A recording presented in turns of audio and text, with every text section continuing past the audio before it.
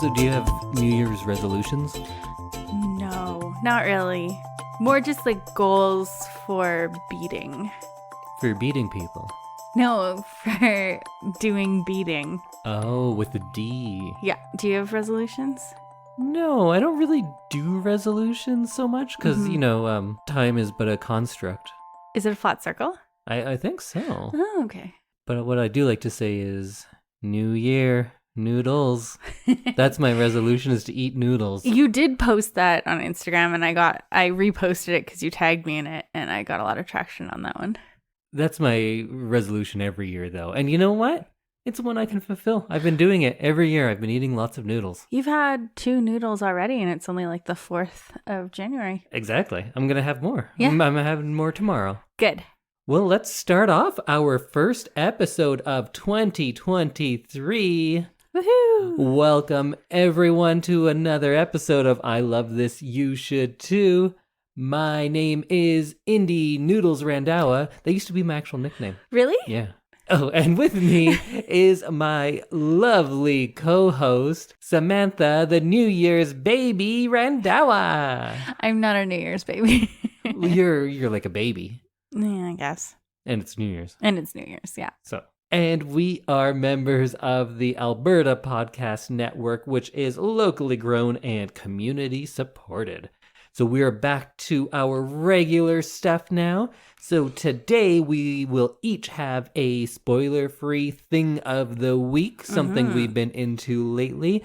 And Samantha will let us know what we are watching for next week's big watch, because I cut it out of last week when you told us. Oh, right, yes. Sorry.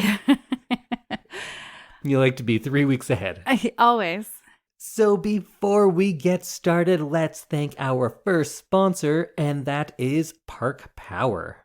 In Alberta, you get to choose who you buy your internet, electricity, and natural gas from. Park Power has low overhead, which in turn allows them to offer low competitive rates.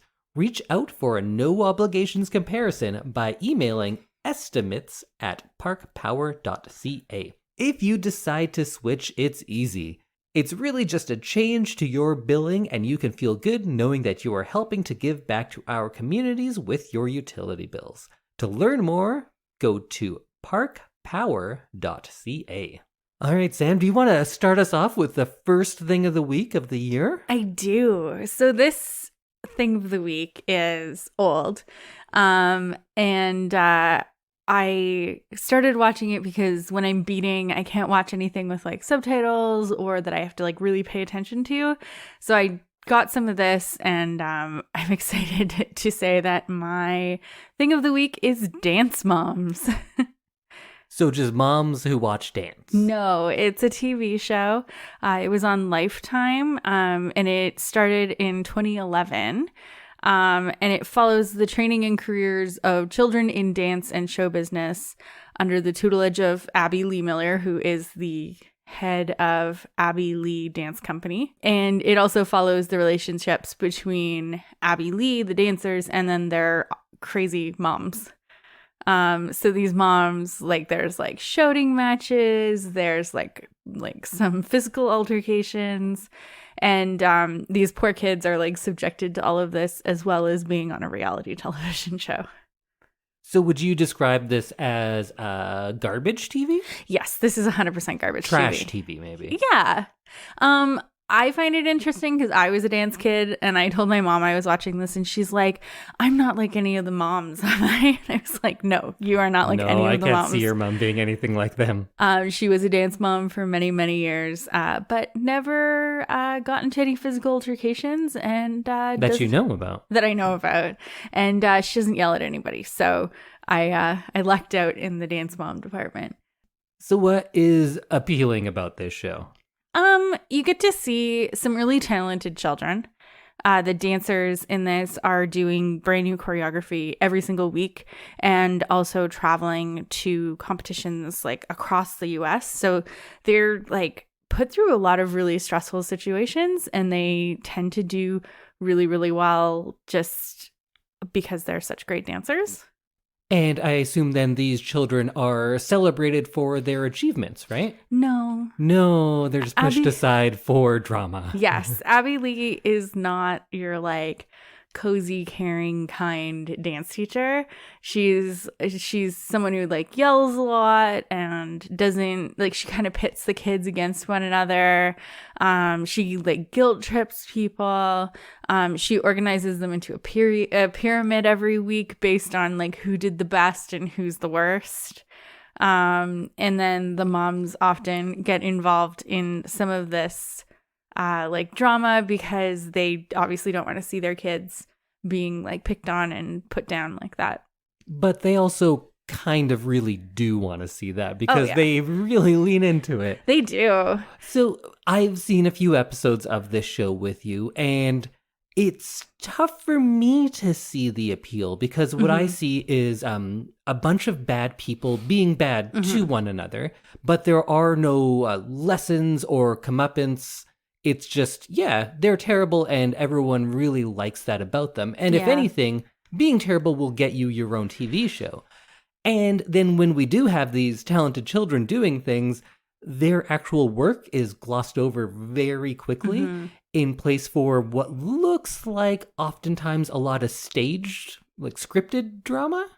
Yeah, I could see this being pretty scripted. I don't know a lot about the production, but I assume that, they're like sending the kids in and saying like, say this or do this or not even the kids, because from what I've seen, the kids don't talk much. It's usually adults talking about each other. They don't even really talk about the children in the ones I've seen all that much. It tends to be about their own personal drama of, this person actually just existed and they weren't here before, so let's get them. And they're out to get us. And it's, what would make someone watch this? How would you sell someone on Dance Moms? I think if you like this kind of reality television, and then also maybe if you were a dancer, you might appreciate it. And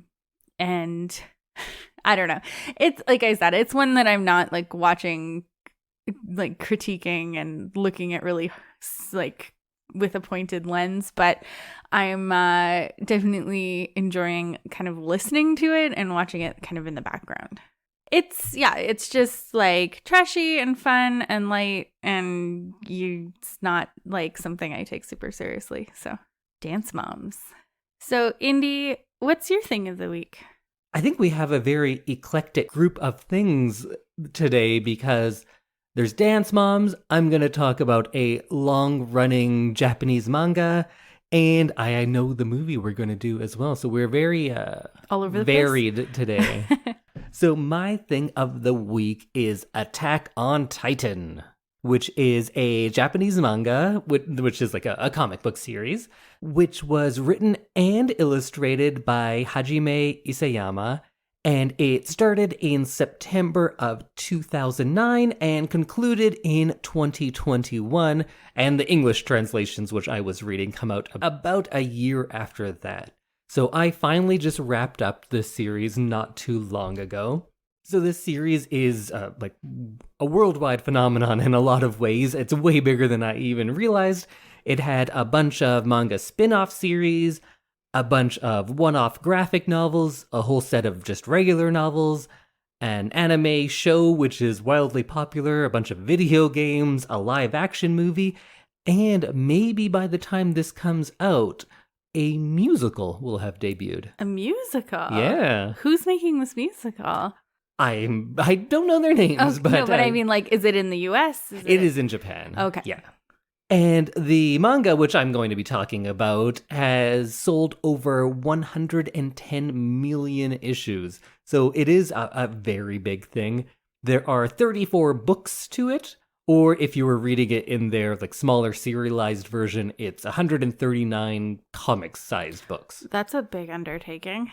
It is, yes. And so I just finished. I started quite a few years ago because one of my friends who is Japanese sent me a Christmas card, and it were these characters from this show, but they were all wearing Santa hats. And she was like, hey, do you know about this show or comic? Because it's a very big thing, but I had no idea.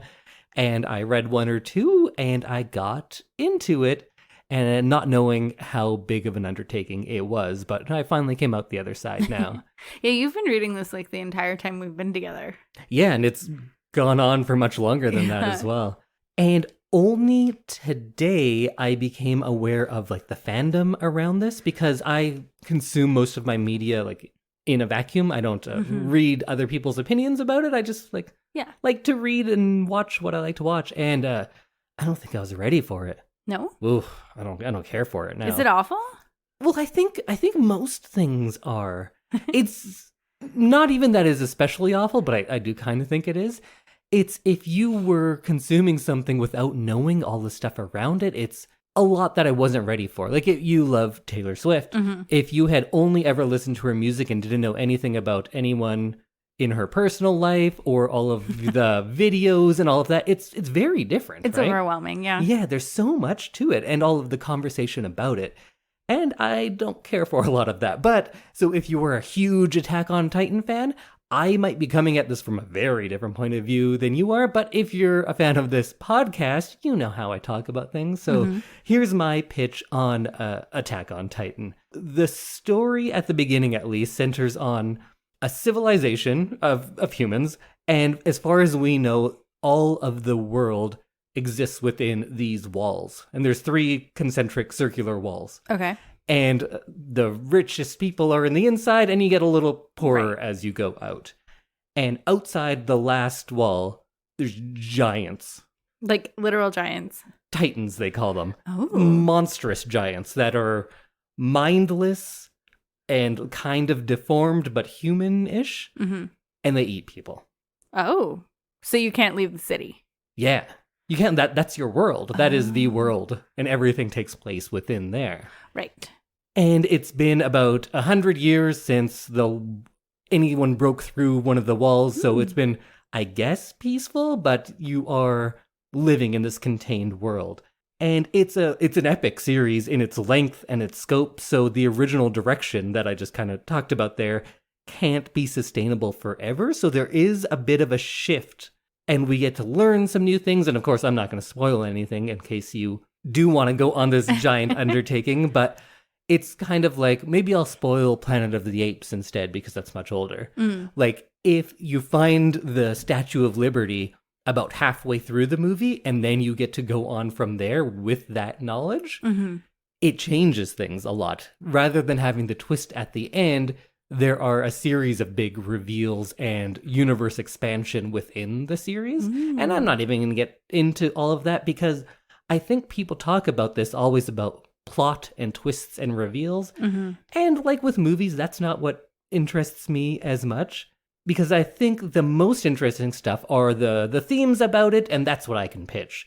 Because early on, you could say that is about the aspirational nature of youth, about wanting to make the world a better place, but then that eventually shifting into ideas of disillusionment and history repeating itself. There's lots of ideas of the demonization of a certain ethnic group, and because this series goes on for so long, we can see it becoming normalized, even to us, the reader, and then we're like, yeah, that's how it is now. And you realize, like, no, why would I believe such a thing? And it shows you how insidious things like that can be. There are soldiers who live with the regrets of what they've done, but they're not portrayed as evil. They were just helping their side. And even now that they are full of regrets, they don't see an alternative to what they could have done. And it talks about the nature of war. It touches on the idea of cycles of violence. And the more the series goes on, the less you can blame those like literal monsters, the titans outside there. And you realize who the real monsters really are. And who are the real monsters always? The rich. Oh, well, yeah, actually. Whoa. Yeah. I was just going to say people, but yeah. Oh, sorry. People. But yeah, actually, that's pretty true in this as well.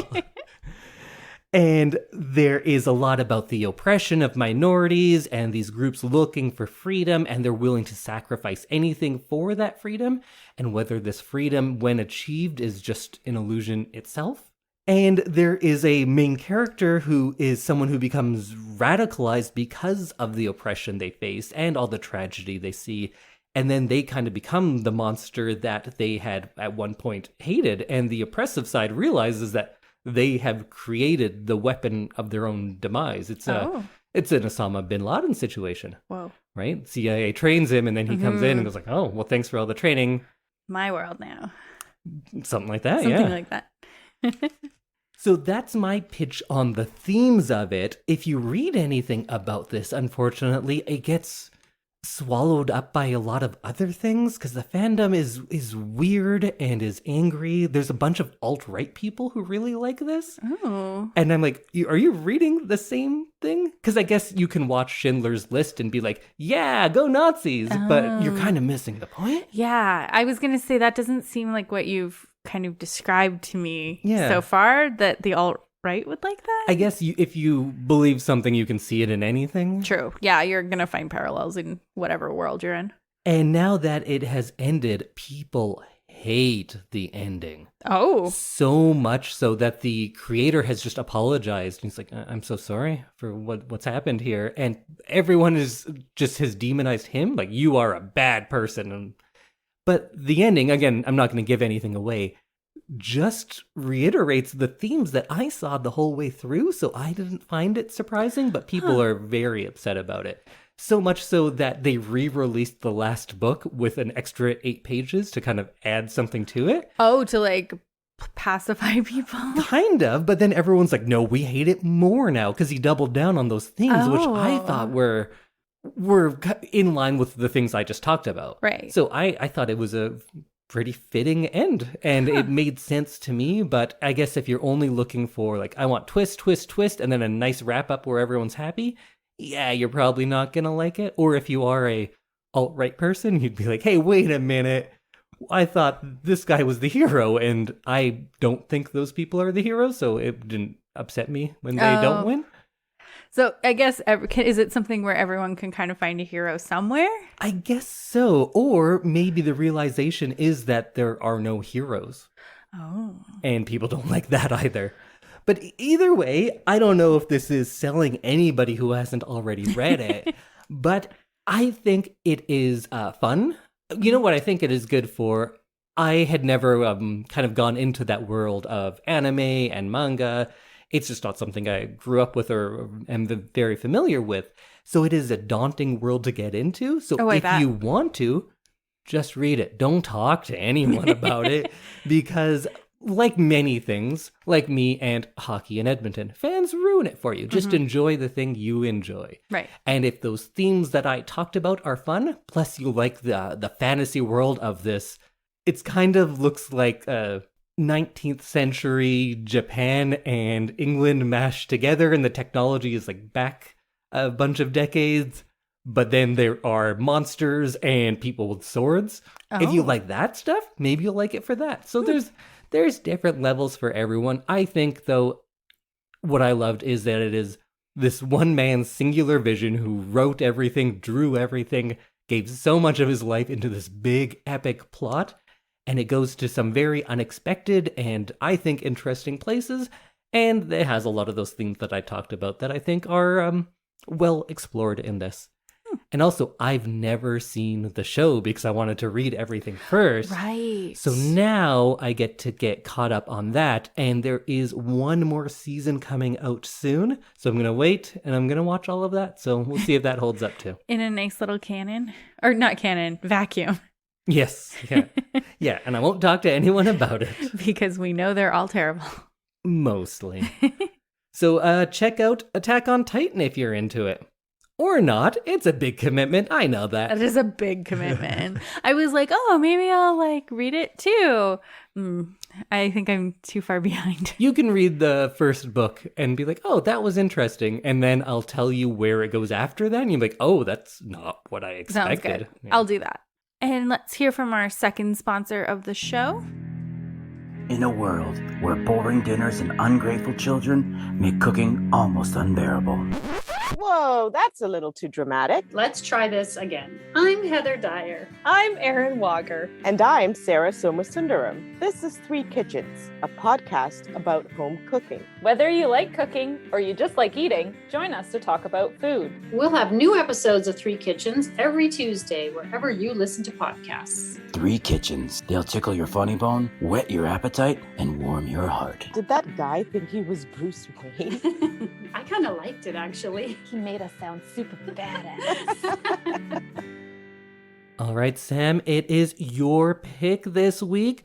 What are we going to be watching for next week's Big Watch Deep Dive?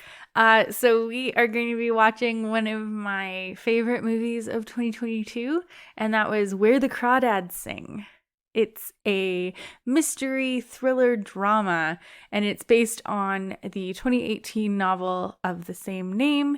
And it gained a lot of traction when Reese Witherspoon picked it up for her book club, the book. And then she produced the movie as well. Oh, interesting. Yeah. So since you did mention it a week ago, Yes. and we've taken some time off over the holidays, in that time, I've mostly read the book. Really? Yeah, I'm not done yet. I think I'm about 2/3 to 3/4 of the way through, so I'll probably be done the book by the time we watch the movie. Nice. Oh, that'll be fun.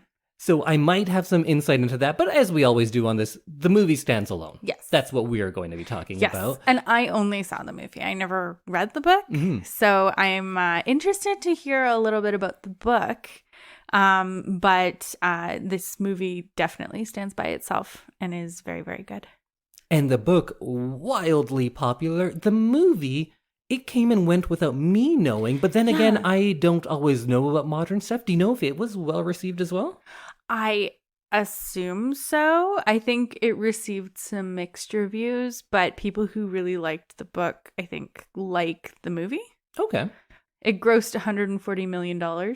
So that's a lot of people want to see it at least. Yeah, for a movie that I saw on streaming. But it had a $24 million budget. And I just think this movie is like really beautiful the way they've shot it. It's shot in North Carolina in their marshland. And so there's a lot of like scenery and there's a lot of just like noise that comes from the marsh.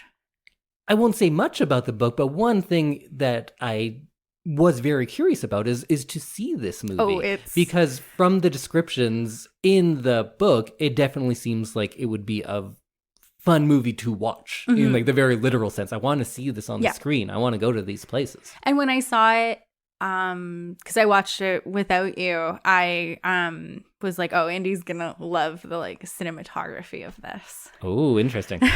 so yeah, and I'm excited to hear what you think about it. So for people who are unfamiliar with it altogether, can you give us a quick little pitch on the plot of this movie? Of course, without giving away the end. Yes. So there is a girl. Her name is Kaya. The movie kind of starts with her being accused of murder, and she is kind of an outsider in the town as her family kind of abandoned her in their family home way outside of the city in the marshlands, basically. And so she kind of raises herself and becomes kind of a weirdo in the town's eyes, and you kind of see her whole life story unfold, and then you find out a little bit more about kind of what happened to bring her to where the movie starts with being accused of murder.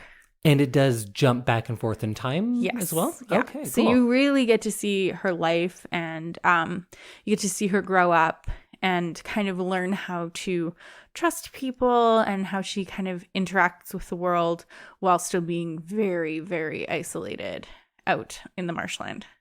So lots of selling points. You got Lonely Outsider. Yeah. Those are good movies. You have Murder Mystery. Yep. And dare I say love story as well? Possibly love triangle? Possibly. Yeah. So it's got everything. This Got movie. everything. Everything you could ever want. It is 125 minutes. I didn't find it long. I think it was really like it flowed nicely. It's a little bit of a slower movie than what I usually pick.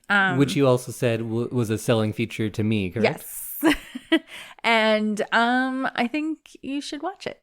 Well, I will, because we're going to talk about it next week. Yay! And how can people watch this movie? So this movie is on Prime Video, if you have Amazon Prime Video.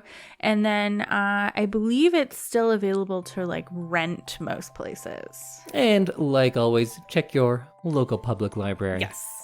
So join us next week when we talk about Where the Crawdads Sing. The movie. The movie. And maybe a tiny bit of the book. Okay, we'll see you next week, everyone. Bye, everybody. Bye.